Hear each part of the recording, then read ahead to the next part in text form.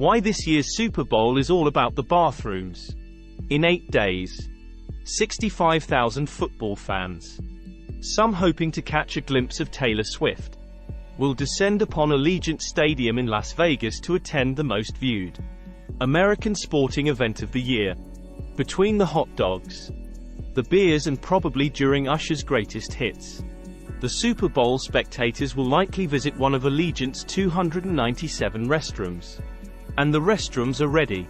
In the summer of 2020, days before the new $2 billion stadium opened its doors to the public, building technicians flushed its nearly 1,430 toilets and urinals simultaneously. It worked. Figuring out how to keep restrooms functioning and lines short is tricky at a sporting event where people typically excuse themselves to use the restroom at the exact same point, right around halftime. So, increasingly, there's science to designing restrooms for thousands of people, and laws and codes that cover it. Gender politics also comes into play. Long lines for the restroom are what architects call friction point. Potentially a costly one. The average price for a Super Bowl ticket is currently hovering around $9,800. That means a 15-minute wait for the restroom could cost attendees $612. Delays also take away from the fan experience and cut into time that could be spent at the concession stands or gift shops, and bars, limiting potential revenue for the stadium. So what's the new science of stadium restrooms? To start, states have building codes that require the installation of a certain number of restrooms per person. In Nevada, a stadium like Allegiant is required to provide about one lavatory for every 120 men and one for every 60 women. That's bare minimum. And most modern arenas go well beyond that.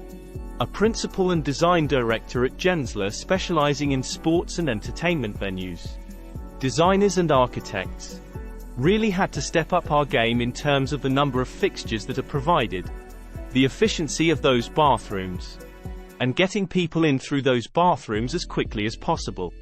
Who has helped design several football stadiums, including Lincoln Financial Field, home of the Philadelphia Eagles. Beyond the number of stalls, design can also improve restroom flow. Lots of small restrooms are better than a few large ones. For instance, travel distance is important, he said. We want to get as many of the amenities, whether it's for restrooms or concessions, as close to the user as possible, so they're not having to traverse down a long concourse to find the bathroom. Large restrooms also tend to have other problems. When there are long lines for big restrooms at older venues, it's often the case that many of the stalls are actually empty, because people don't have a clear sightline or there isn't a clear circulation path. Trying to find an empty stall can be difficult, and then you're not getting the efficiency. And if there's an influx of female Taylor Swift fans on game night, many theaters, airports, and public buildings are famous for long lines around women's restrooms but none by the men's. That started to change in recent years. Newer arenas are built to host a mix of events that attract different demographics, and their restrooms reflect that. Allegiant could host a sports event with a majority of male attendees, but the next week could be a Taylor Swift concert with mostly teenage girls. Arena management now has to think about the event mix in large, multi-purpose buildings and account for the different crowds on different days.